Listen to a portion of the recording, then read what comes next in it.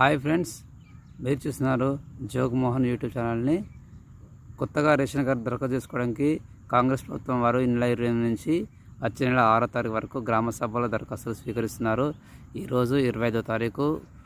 ఈ నెల 20 నుంచి రేషన్ కార్డు లేని వారు కానీ, మాది గృహలక్ష్మి కోసం కానీ, మహాలక్ష్మి కోసం పథకం కోసం కానీ, రైతు భరోసా కోసం కానీ, ప్రతి దానికోసము ఈ నెల 26వ తారీఖు నుండి ఈ నెల 28వ తారీఖు నుంచి వచ్చే నెల 6వ తారీఖు వరకు గ్రామ సభల్లో దరఖాస్తులు స్వీకరిస్తారు.